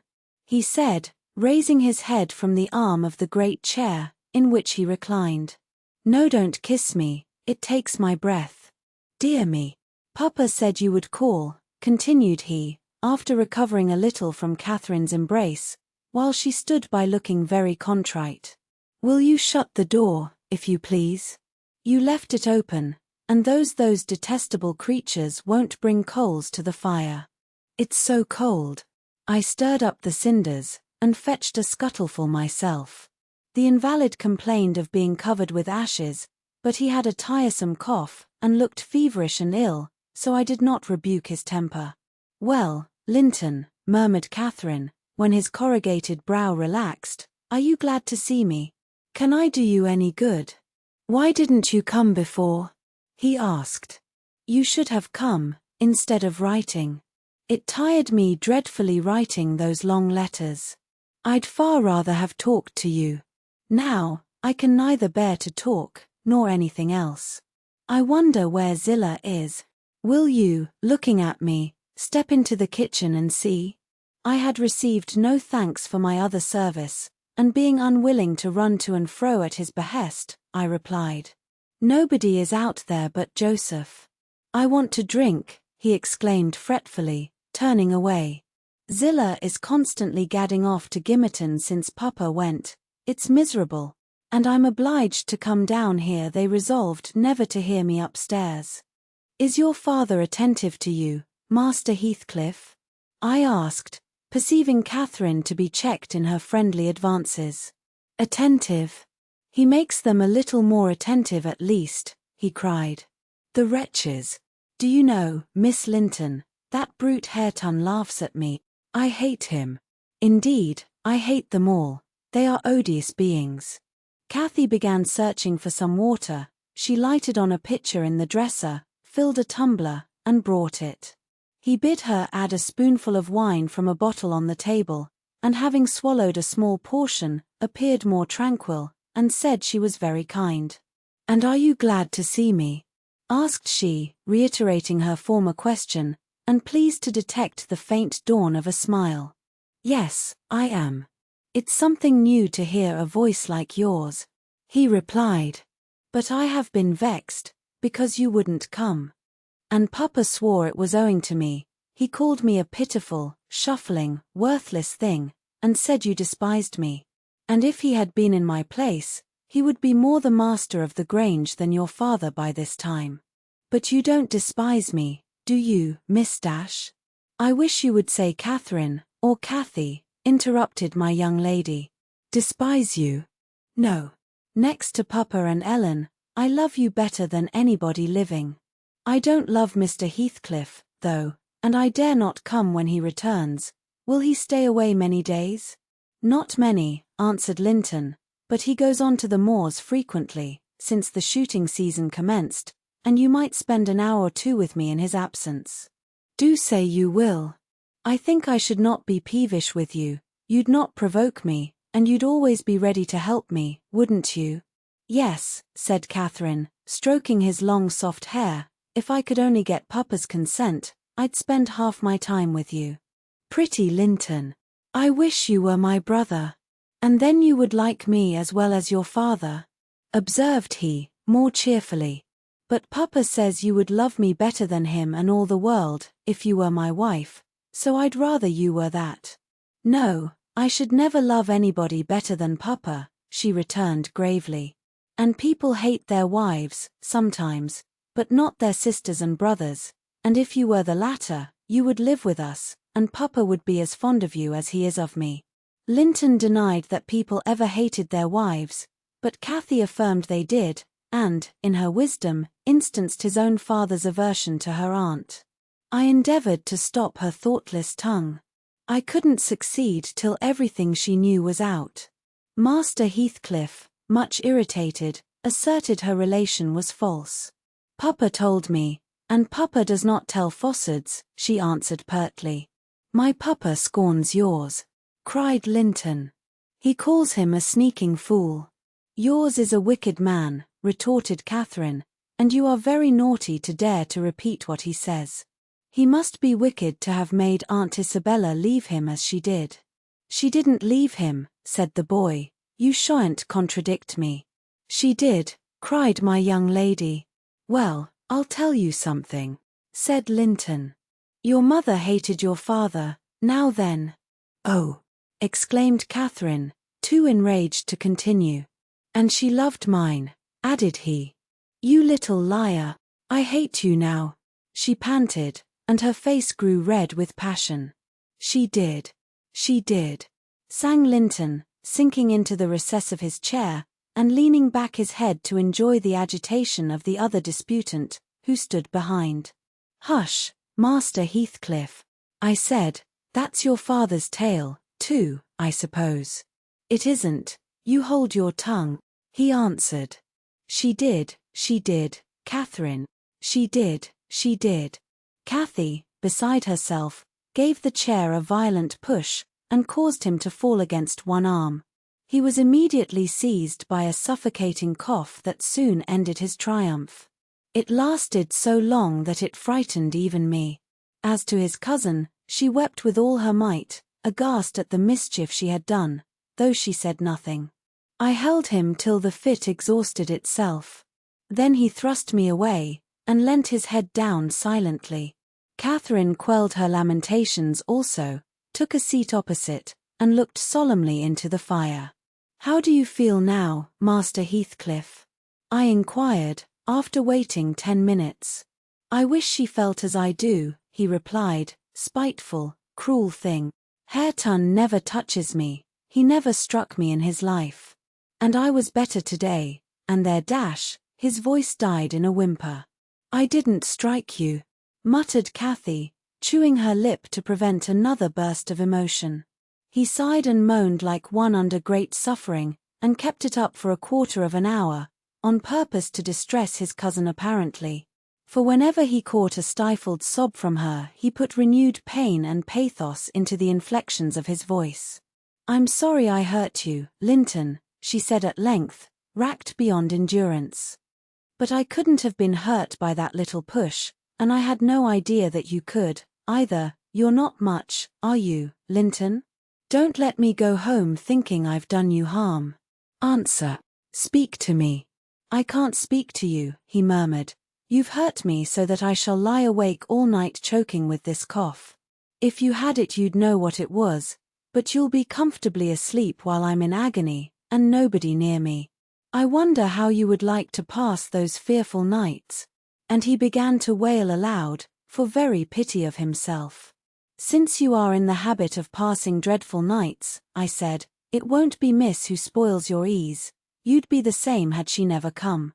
However, she shall not disturb you again, and perhaps you'll get quieter when we leave you." "Must I go?" asked Catherine dolefully, bending over him. "Do you want me to go, Linton?" "You can't alter what you've done," he replied pettishly, shrinking from her, "unless you alter it for the worse by teasing me into a fever." "Well, then, I must go," she repeated. "Let me alone, at least," said he. "I can't bear your talking." She lingered, and resisted my persuasions to departure a tiresome while, but as he neither looked up nor spoke, she finally made a movement to the door, and I followed. We were recalled by a scream. Linton had slid from his seat onto the hearthstone, and lay writhing in the mere perverseness of an indulged plague of a child, determined to be as grievous and harassing as it can. I thoroughly gauged his disposition from his behavior, and saw at once it would be folly to attempt humoring him. Not so my companion. She ran back in terror, knelt down, and cried, and soothed, and entreated, till he grew quiet from lack of breath, by no means from compunction at distressing her. "I shall lift him onto the settle," I said, "and he may roll about as he pleases. We can't stop to watch him. I hope you are satisfied, Miss Cathy, that you are not the person to benefit him, and that his condition of health is not occasioned by attachment to you. Now, then, there he is. Come away. As soon as he knows there is nobody by to care for his nonsense, he'll be glad to lie still." She placed a cushion under his head, and offered him some water. He rejected the latter, and tossed uneasily on the former, as if it were a stone or a block of wood. She tried to put it more comfortably. "I can't do with that," he said. "It's not high enough." Catherine brought another to lay above it. "That's too high," murmured the provoking thing. "How must I arrange it, then?" she asked despairingly. He twined himself up to her, as she half knelt by the settle, and converted her shoulder into a support. "No, that won't do," I said. "You'll be content with the cushion, Master Heathcliff. Miss has wasted too much time on you already. We cannot remain 5 minutes longer." Yes, we can," replied Cathy. "He's good and patient now.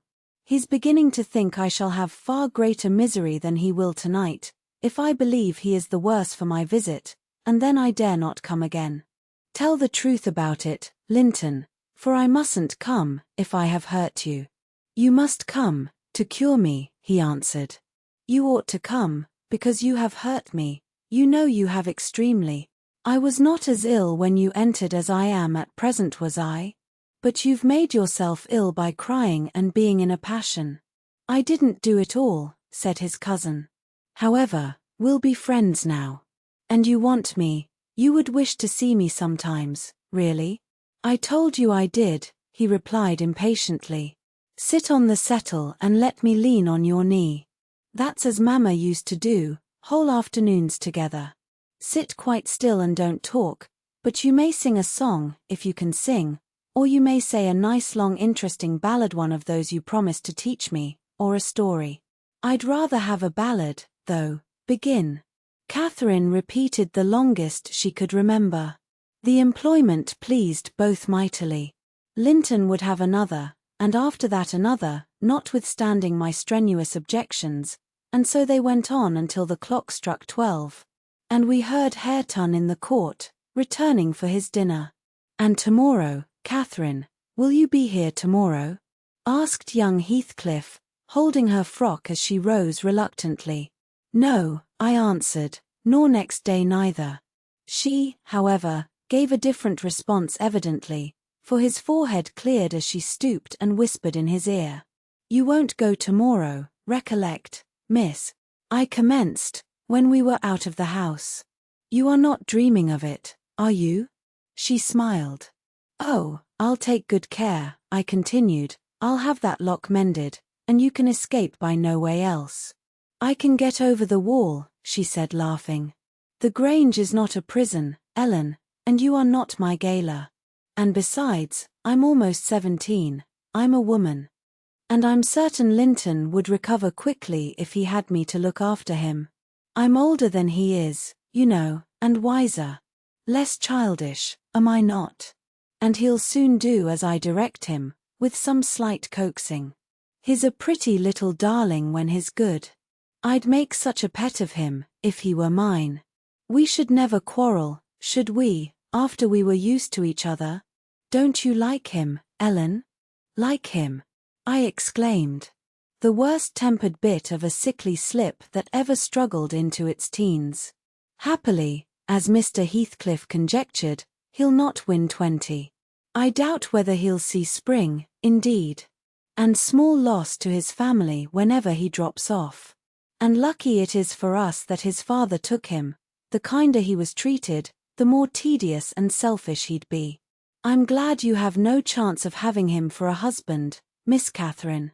My companion waxed serious at hearing this speech. To speak of his death so regardlessly wounded her feelings. "He's younger than I," she answered, after a protracted pause of meditation, "and he ought to live the longest. He must live as long as I do.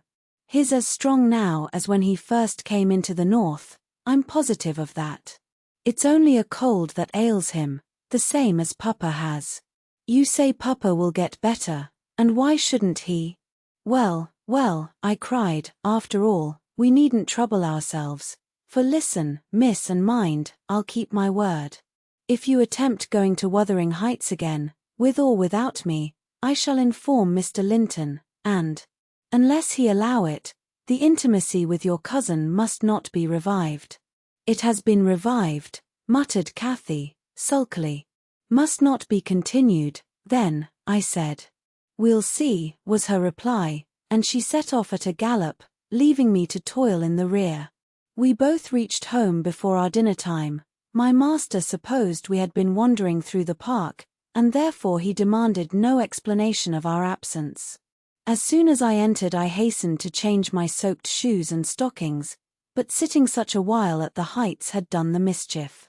On the succeeding morning I was laid up, and during 3 weeks I remained incapacitated for attending to my duties.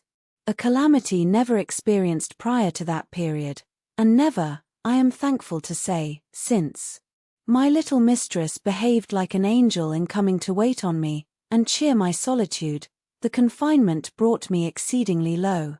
It is wearisome, to a stirring active body, but few have slighter reasons for complaint than I had. The moment Catherine left Mr. Linton's room she appeared at my bedside. Her day was divided between us. No amusement usurped a minute. She neglected her meals, her studies, and her play, and she was the fondest nurse that ever watched. She must have had a warm heart, when she loved her father so, to give so much to me. I said her days were divided between us, but the master retired early, and I generally needed nothing after 6 o'clock, thus the evening was her own. Poor thing! I never considered what she did with herself after tea.